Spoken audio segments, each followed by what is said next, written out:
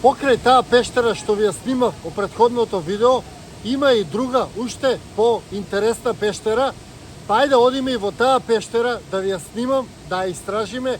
Во таа пештера има и сталактити, неверојатна е. Значи ги обожавам овие речни пештери и секогаш кога одам во нив се осеќам како дете.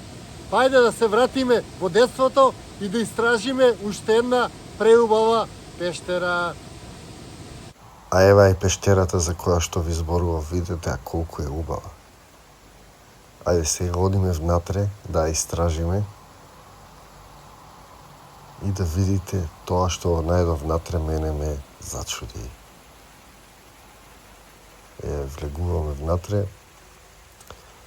Уште на самиот старт гледате каква е направена пештерата со некои форми, извртена, преубава.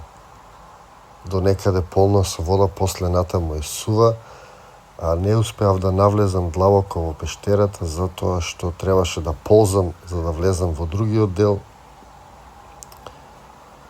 Така да останав да го снимам само овој дел од пештерата, меѓутоа ова што го најдов насекаде низ пештерата многу ме зачуди.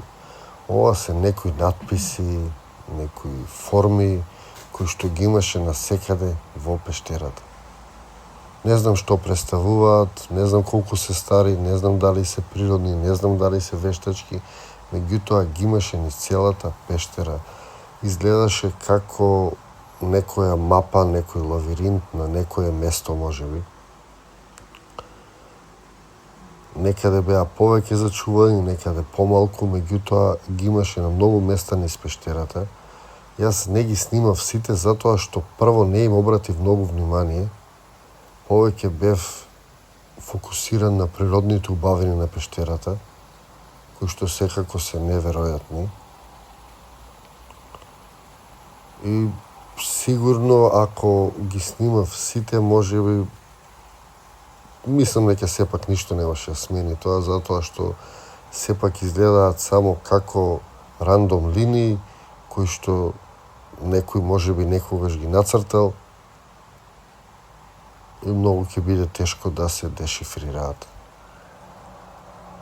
Наоѓам такви надписи, цртежи во многу пештери, меѓутоа прв пат во оваква речна пештера, затоа што тука е влажно и многу ќе биде тешко да се зачува тоа, меѓутоа ете надписите или тие форми се зачувани. Мислам дека се многу стари. Мислам дека сигурно некогаш представувале можеби некоја мапа според мене. А ева е внатрешноста на пештерата, која што сама по себе е неверојатна. Че видите ги овие форми. Како изгужвана е пештерата. Има и многу форми на неа, многу сталактити. Меѓутоа тоа што ме зачуди е тука капе вода цело време, а овие пештерски украси се многу мали. Сталактитите и сталагмитите во оваа пештера се многу мали, а цело време капе вода. Нас ни кажуваат дека они се формираат од капење на водата. Во некои пештери кај што многу помалку капе вода има по неколку метра сталактити, а овие се многу мали и тоа ме зачуди. Кога некогаш се прашувам дали воопшто е нешто вистина што ни кажуваат и што сме слушнале од тие така наречени експерти за пештери, за се има сега експерти, само ни нудат некој објаснување кое некогаш има логика, некогаш нема, некогаш е вистина, некогаш не е, меѓутоа еве мене ми се отвори тоа прашање дали за тие пештерски украси, сталактити и сталагмити е вистина тоа што ни кажуваат дека се создаваат од капење на водата. Ево тука кој што гледате капе цело време вода, а они се многу мали. Можеби затоа што капе водата пребрзо, не знам. Меѓутоа ете, уште едно прашање ни отвори посетата во оваа неверојатна пештера.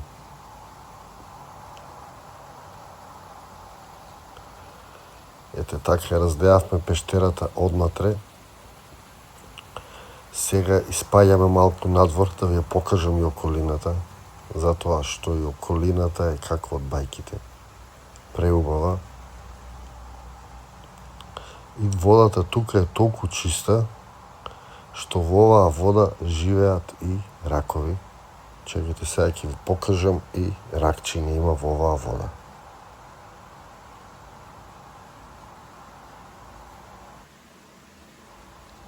А еве видите, и толку е чиста водата што во оваа река живеат и ракчиња. Иначе реката се вика Брегава и е преубава, чиста, зачувана река. Секоја чест на луѓето кои што живеат таму.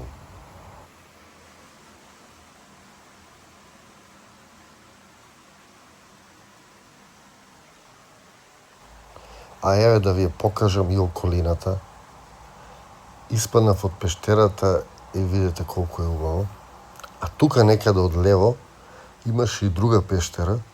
Еве сега ќе ја зумирам да ја видите. Јас ја приметив, ја зумирав, сакав да истражам, меѓутоа луѓе ова место е големо и е длабоко. Не може тоа убаво да се види на снимката. Јас стојам на некои одредени места кај што има карпи во водата, па таму можеш да стоиш, меѓутоа само еден чекор понатаму водата е над 2 метра, може би околу 3 метра. Така да е многу тешко да се снима и оваа пештера што ја приметив тука од лево ја оставив за нареден пат, затоа што носам опрема за снимање со мене и многу ми е страв да не ми се натопи или да не ми падне телефонот во водата, што ќе правам после. Без телефон. Од вој телефон го купив.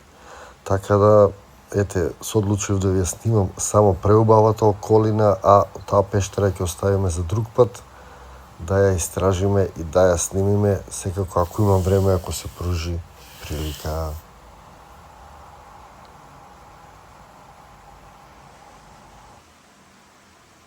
Значи, ете, се вративме малку во детството, бевме на една мала авантура, истраживме неверојатна пештера, си поминавме убаво.